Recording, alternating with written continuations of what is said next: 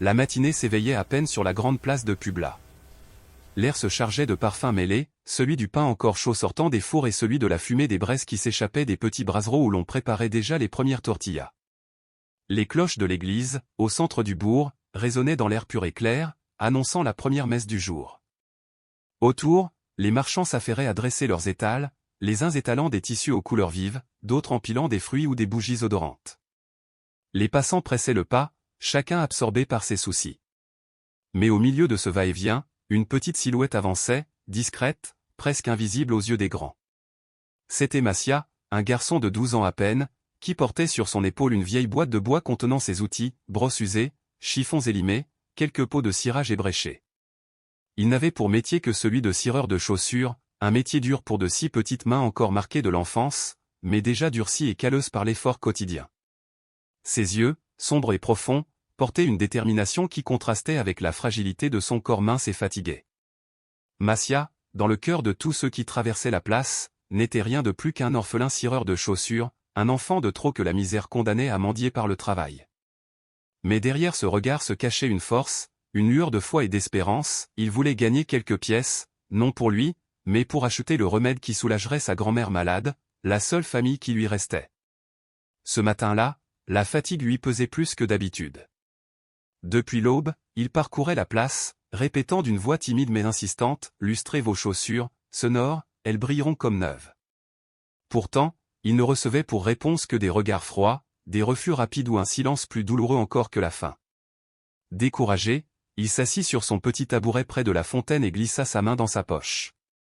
Ses doigts rencontrèrent un vieux chapelet brisé, le seul souvenir de sa mère défunte.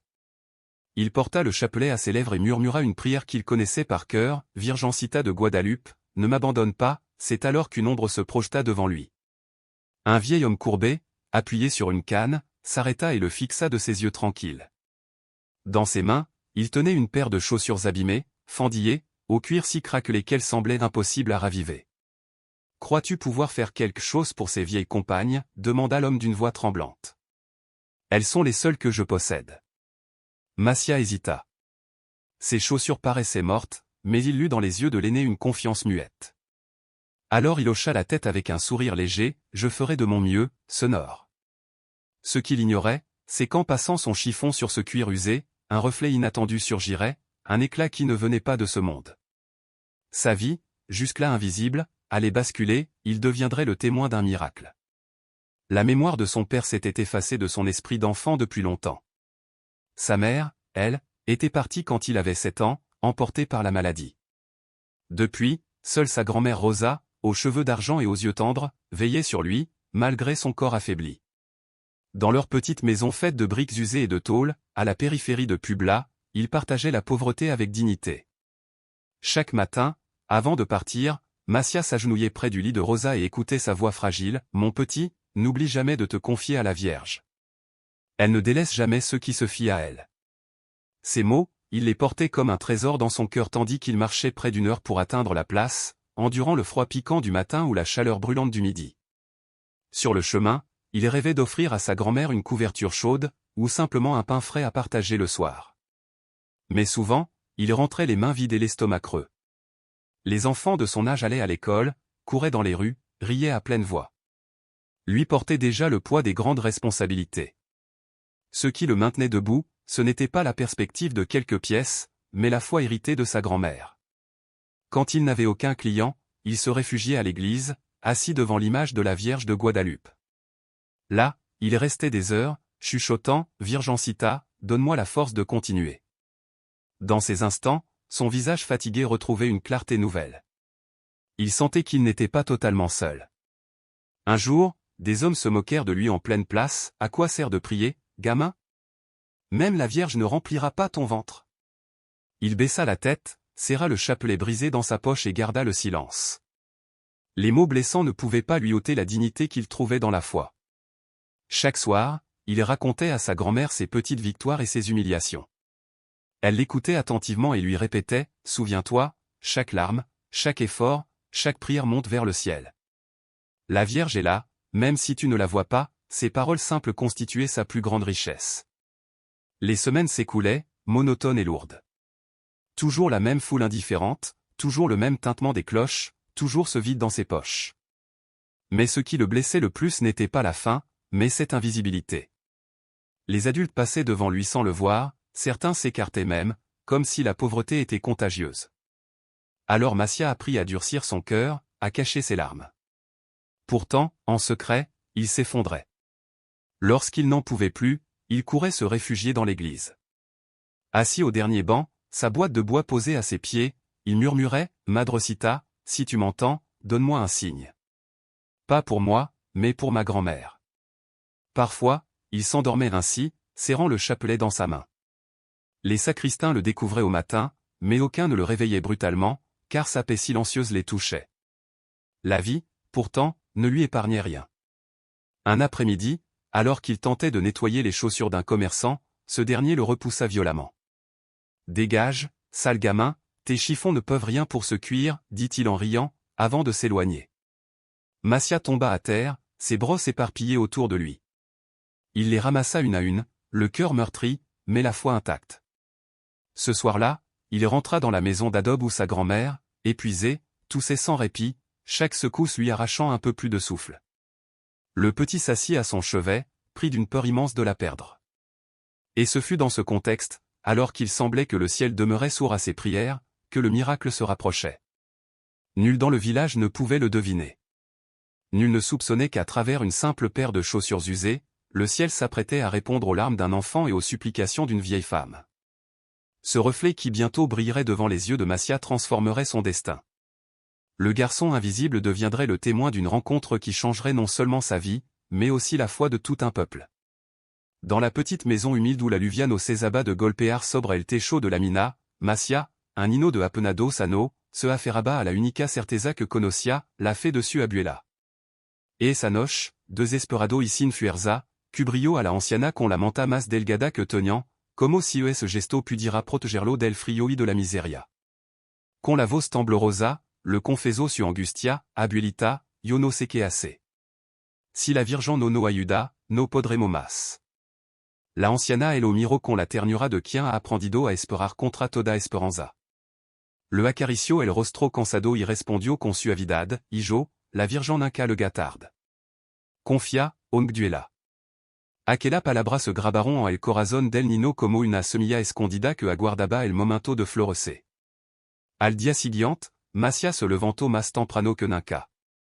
Su zapato, desgastado y roto, le lastimaban los pies, por ello que camino gran parte del trayecto descalzo, sintiendo cada piedra como una herida, pero avanzando con la firmeza de quien no tiene otra opción. Cuando llegó a la plaza central, on estaba desierta. El silencio de la madrugada lo envolvía con un air quasi sagrado. Se sentó frente a la fuente y, cerrando los ojos, suplicó con la inocencia de un corazón puro, Virgencita, muéstrame que no estoy solo. No bajo del cielo ningún rayo de luz, no escucho vos, pero en su interior sintió algo extraño, un alivio suave, como un abrazo invisible que le devolvía fuerza para seguir. Ese día, mientras el bullicio de la plaza comenzaba a despertar, un anciano desconocido se acercó lentamente hacia él. Levaba en las manos un par de zapatos viejos, cubierto de polvo y con la suela casi desprendida. Su ojo, profundo y sereno, se clavaron en los de Massia con una familiaridad misteriosa. Muchacho, quiere intentarlo, le preguntó con una voz que parecía surgir de otro tiempo. El niño tragó saliva. Sabía que aquello no era un encargo común. Algo en su interior le decía que estaba frente al inicio de algo que él sobrepasaba. Con el corazón acelerado, asintió y preparó su cajita de lustrar. Colocó los zapatos sobre la caja de madera. El cuero estaba tan agritado que parecía piel reseca por ano de sol. Por un instant dudó, como devolver vida a algo tan gastado? Entonces recordó la voz de su abuela, haz todo como si fuera para la Virgen misma. Con cuidado tomó el cepillo más viejo, el humedeció con agua de la fuente y empezó a frotar. Al principio nada cambió, el polvo se aferraba, el cuero seguía opaco. Pero Massia no se rindió. El anciano lo observaba en silencio, con una calma que parecía conocer no solo su pobreza, sino también su plegaria escondida. Con paciencia, hijo, susurró, lo importante no es la prisa, sino el amor con que has las cosas. Fut entonces, al pasar el trapo sobre la punta derecha de un zapato, que ocurrió lo inesperado. Une alnéa de brio surgió como si reflejara un sol invisible. Macia se inclinó sorprendido y en medio de aquella luz suave comenzó a delinearse una figura. Primero apareció un vélo azul celeste, luego un rostro sereno, uno ojo bajo, una mano junta en oración. El nino dejó de respirar, era la Virgen de Guadalupe reflejada en el viejo cuero. À l'instant, un perfume a rosa invadió el air, tant intenso que los vendors más cercanos levantaron la cabeza con asombro. Uelezo, preguntó una mujer. Parece como si hubieran le nado la plaza de flor. La gente empezó a reñir alrededor. Alguno rayant incrédulo, otro se persignaban lorando. Macia, con las manos temblorosa, siguió puliendo, y la imagen se hizo más clara, como un espejo celestial. Mirant, gritó un joven, et la Virgen. El murmullo creció hasta convertirse en un silencio reverente. La multitud contenía el aliento como si el cielo mismo hubiera descendido sobre la plaza. Macia no sabía si l'orar, rezar o quedarse quieto. Solo repetía en su interior, Gracia, Virgencita, por no olvidarte de mí. Una mujer mayor, apoyada en multa, se abrió paso con dificultad. Su rostro estaba marcado por ano de enfermedad y cansancio. Se inclinó el más que pudo hacia los zapatos y murmuró con voz entrecortada, Madre Santa, si de verdad está aquí, ayúdame. Apenas terminó de hablar, el aroma a rosa se intensificó y, en todo, dejó caer las multas. Dio un paso, luego otro, y caminó sola por primera vez en ano. El milagro era innegable. Algunos gritaron de emoción, otros se arrodillaron lorando. Macia, con el rostro cubierto entre las manos, apenas podía creer lo que presenciaba. Cuando levantó la mirada, el anciano sonreía con serenidad. Su labio apenas se movieron, pero Macia comprendió, el cielo escucha a los pequeños. Supo entonces que su vida había cambiado para siempre. Aquellos zapatos no eran un encargo cualquiera, eran el inicio de una historia que Dios y la Virgen habían reservado para él y para todo el pueblo. La noticia se extendió como un relámpago. La mujer sanada caminaba entre lágrimas mientras la multitud la rodeaba con grito de asombro. La Virgen está aquí, clamó un anciano. Et un signo, respondió otro haciendo la señal de la cruz. Las campanas de la iglesia comenzaron a sonar sola, aunque nadie las tocaba, le nando el air de un repique misterioso. Cada vez le gaba más gente. Una madre con su hija enferma se abrió paso hasta la fuente. Virgencita, dal fuerza a mi hija, supplicó. Y en ese instant, la nina, que le vabadia inconsciente, abrió lentamente los ojos y esbozó una débil sonrisa. La madre loro de alegría, abrazando a su hija como si hubiera recibido de nuevo el don de la vida. La plaza se transformó en un santuario improvisado. Alguno encendian vela, otro depositaban flor, todo deseaban acercarse a contemplar el reflejo sagrado en los zapatos. Pero no todo creían. Un comerciante, molesto por la aglomeración que interrumpía su negocio, murmuró con desprecio, pura fantasia de chamaco. Seguro es un truco. Sin embargo, al intentar abrirse paso, resbaló y cayó de rodillas justo frente a los zapatos. Al levantar la vista, quedó paralizado. Sus labios se movieron sin emitir sonido, como si hubiera visto algo que él desarmó por completo. Finalmente, también él terminó rezando. Los sacerdotes de la parroquia le guiaron apresurado. Entre ellos, el padre Ignacio, que conmovido tomó los zapatos en su mano. Los observó de cerca, con reverencia, y alzando la voz para que todo el oiran, declaró solemnemente, aquí no hay engano. Lo que ocurre es un signo del cielo.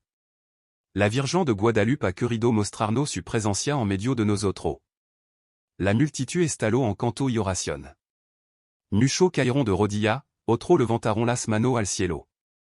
El eco del milagro ya no se limitaba a la plaza, corría por las calles, atravesaba los barrios, se expandía de boca en boca como un fuego sagrado imposible de apagar. Aquella manana, en el corazón del pueblo más olvidado, la Virgen había recordado a todo que el cielo nunca olvida a los pequeños. Y Macia, con su mano en manchada de bétain, entendió que la fe humilde de un niño puede abrir puerta que ni los más sabios podrían imaginar. La lumière qui jaillissait des vieux souliers n'était pas œuvre humaine, chacun en avait la certitude. Ce reflet ardent appartenait au ciel, et devant tant d'évidence, le père Ignacio invita la foule entière à réciter un Ave Maria d'une seule voix. Alors, plus d'une centaine de gorges se délièrent dans un élan commun, et la place de Publa, habituellement bruissante de commerce et de cris de vendeurs, s'emplit d'un chant solennel qui montait comme une vague vers le firmament. Ce n'était plus un simple marché, l'espace s'était mué en un sanctuaire vivant où chaque mot résonnait comme une offrande. Tandis que la prière s'élevait, le reflet sur les souliers s'intensifiait, comme si la Vierge elle-même répondait à l'appel de son peuple. Au milieu de cette foule émerveillée, Massia sanglotait en silence. Il ne comprenait pas pourquoi la Vierge l'avait choisi, lui, un enfant invisible, sans nom ni importance, pour révéler son visage lumineux. Il se sentait infiniment petit, indigne de ce privilège. Et pourtant, au même instant, une certitude nouvelle jaillissait dans son cœur, Dieu et la Mère du ciel ne s'arrêtent pas aux apparences, ni aux richesses, mais regardent avec amour la foi sincère et l'humilité cachée. La place, ce jour-là, cessa d'être une simple esplanade commerçante, elle devint un sanctuaire improvisé, illuminé par des cierges tremblants et embaumé par les fleurs que les habitants déposaient aux pieds de Massia. Beaucoup, bouleversés, le surnommaient déjà « l'enfant de la Vierge ». Et lui, tremblant, la voix chargée de larmes, ne répétait qu'une phrase, « Ce n'est pas moi, c'est elle ». Ainsi naquit, au milieu des larmes, des chants et des étreintes, un mouvement de foi que nul n'aurait jamais imaginé surgir de souliers usés confiés aux mains d'un cireur d'Aix en grave peine 12 ans. Le soir venu, Massia regagna sa petite maison, ses souliers rangés dans sa boîte de bois, les yeux encore gonflés d'émotion. Il marchait pieds nus, mais ne ressentait aucune fatigue, chaque pas semblait porté par une force nouvelle qui ne venait pas de lui. À son arrivée, il trouva sa grand-mère Rosa étendue, luttant contre la toux qui étranglait son souffle. Tout en haletant d'émotion, il lui raconta chaque détail, la femme qui avait abandonné ses béquilles, la fillette qui avait rouvert les yeux, la foule entière qui s'était unie dans la prière. Doña Rosa l'écoutait sans mot dire, les larmes ruisselant sur ses joues ridées. Puis elle prit la main de son petit-fils et murmura avec tendresse, « Tu vois, Hijo, la Vierge ne nous abandonne pas. Elle a choisi ton humilité pour rappeler au peuple que le ciel est vivant. » Ces paroles bouleversèrent le cœur de Massia. Lui qui avait toujours cru ne valoir rien, n'être qu'un petit cireur perdu dans l'anonymat, comprenait soudain que la Vierge l'avait regardé personnellement, non pour ce qu'il possédait, mais pour ce qu'il portait en son cœur. Dès le lendemain, la place de Publa se métamorphosa. Ce n'était plus un marché bruyant, mais un espace de recueillement. Partout, des bougies brûlaient, des fleurs fraîches ornaient la fontaine, des familles entières chantaient des hymnes. Des gens arrivaient des villages voisins pour contempler le reflet sur les souliers et demander à Massia de les poser devant la source. « Enfant, prie pour mon fils hospitalisé. »« Massia, peux-tu effleurer cette photo de mon mari avec les souliers ?»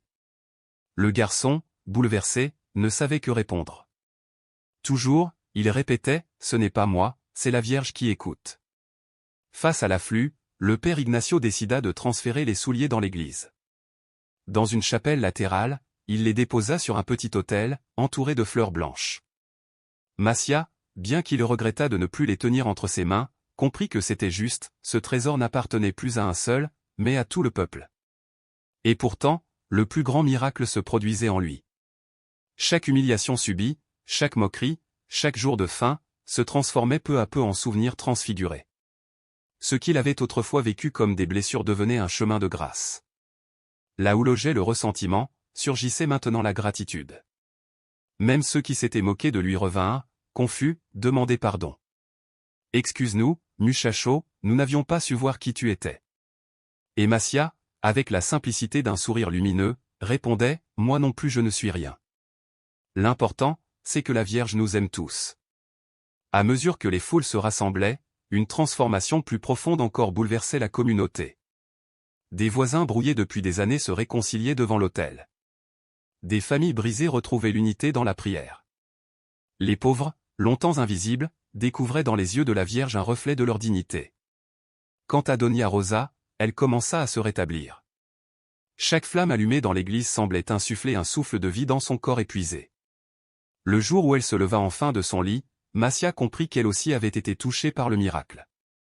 Un soir, alors qu'il nettoyait l'autel, le père Ignacio lui confia doucement, « Massia, rappelle-toi toujours, ce miracle n'est pas venu pour te rendre célèbre, mais pour nous rappeler que Dieu se manifeste dans les choses les plus petites. Protège ton cœur, Hijo. » Le garçon acquiesça, gravant ces mots dans son âme comme un trésor éternel. Désormais, sa richesse n'était ni en pièces ni en titres, elle résidait dans une transformation invisible mais bien réelle. Le petit cireur avait découvert sa valeur, et tout un peuple avait retrouvé une foi qu'il croyait perdue. Bientôt, la rumeur du prodige dépassa les frontières de Publa. Des pèlerins vinrent de villages lointains, parfois après des heures de marche, pour contempler ces souliers lumineux. Jamais l'église n'avait été aussi pleine. Le père Ignacio, chaque messe, le proclamait avec émotion, ce n'est pas un spectacle. C'est un appel du ciel à revenir au cœur de la foi. Macia, quant à lui, restait le même garçon qui arpentait les rues pieds nus. Mais il n'était plus invisible. On le saluait, on l'appelait par son nom. Des familles lui offraient de quoi manger ou de nouveaux habits. Il acceptait le nécessaire, mais répétait toujours « Je n'ai rien fait, j'ai seulement ciré des souliers ». Ce qui l'émouvait le plus, c'était de voir sa grand-mère sourire à nouveau, elle qui désormais sortait de son lit, marchait jusqu'à l'église et priait aux côtés du peuple. Chaque fois qu'elle voyait son petit-fils entouré de fidèles, elle lui prenait la main et murmurait « Tu es la réponse à mes prières, Ijo ». Et le peuple tout entier se transforma. Là où régnait rivalité et jalousie, fleurirent des gestes de réconciliation. Les commerçants, jadis âpres concurrents, partageaient désormais une part de leurs gains pour maintenir des cierges allumés à l'autel. Même les plus sceptiques, autrefois railleurs, s'approchaient avec humilité. L'un d'eux, la voix brisée par les larmes, confia « Je te croyais un pauvre sans avenir, mais tu m'as appris que Dieu se révèle dans ce que nous méprisons. » Un jour, l'évêque de la région vint lui-même constater les faits. Entrant dans l'église bondée, il contempla les souliers, puis fixa l'enfant. Avec solennité, il déclara « Ceci est le signe que la Vierge marche encore avec nous. Prenons en soin et, surtout, vivons-le avec humilité. » Ces paroles confirmèrent ce que chacun pressentait déjà, ce qui s'était produit à Publa ne serait pas un simple souvenir, mais un témoignage pour les générations futures. Mais le plus grand bouleversement, Macia le vivait en lui-même. Sa vie, autrefois enchaînée aux privations, au mépris et à la faim, se révélait désormais comme une offrande exaucée. La Vierge l'avait regardé dans sa petitesse, et cette certitude emplissait son cœur d'une paix inconnue. Un soir, assis devant l'autel fleuri et illuminé, il osa prier à voix claire « Madrecita, ne permets pas que j'oublie qui je suis. Garde-moi toujours petit, afin que toi tu sois grande. » À ces mots, une brise douce traversa l'église. Beaucoup affirmèrent avoir senti une chaleur au creux de la poitrine, comme si la Vierge avait répondu en silence aux vœux de l'enfant. Dès lors, Macia n'était plus l'orphelin cireur de souliers, mais l'enfant de la Vierge. Non par gloire, mais parce qu'il avait appris le secret le plus précieux, la foi humble peut transformer un peuple entier. Avec le temps, l'histoire du Nino Lustrabotta devint un récit transmis par tous. La place de Publa n'était plus vue comme un marché, mais comme le lieu où le ciel avait effleuré la terre. Les vieux souliers reposaient désormais à jamais dans l'église, entourés de prières et de flammes. Macia continuait pourtant à cirer des bottes dans la rue, fidèle à son métier et à son humilité. Mais chaque fois qu'il baissait la tête pour polir un cuir, les passants le regardaient autrement, non comme un orphelin, mais comme l'instrument choisi par la Vierge pour rappeler que Dieu se manifeste dans la simplicité. Un soir, alors qu'il lustrant les bottes d'un paysan, Macia contempla le reflet ordinaire du cuir brillant. Il ne vit pas d'apparition, mais il sentit au plus profond de son cœur la même présence douce et rassurante. Il comprit que le véritable miracle n'avait pas seulement été ce reflet éclatant, mais la transformation d'un peuple, plus encore, la certitude qu'il ne serait plus jamais seul. Doña Rosa le répétait souvent, le vrai miracle n'est pas seulement ce que nous avons vu, mais ce qui a changé en nous. Et elle avait raison. Les habitants de Publa avaient appris à regarder les pauvres avec compassion, à estimer la foi simple, à se réconcilier. L'écho de ces jours resta gravé comme une empreinte indélébile. Le petit cireur avait cessé d'être invisible, il avait montré au monde que la Vierge n'avait besoin ni de temples grandioses ni de richesses pour se manifester. Il lui suffisait d'un cœur pur et humble. Cher lecteur, si tu avais été là, aurais-tu cru au reflet de la Vierge dans de vieux souliers? Ou bien l'aurais-tu attribué au hasard? Peut-être que la réponse ne se trouve pas dans le cuir usé, mais dans ce que reflète ta propre vie. Car parfois, les miracles ne se voient pas avec les yeux, mais seulement avec le cœur.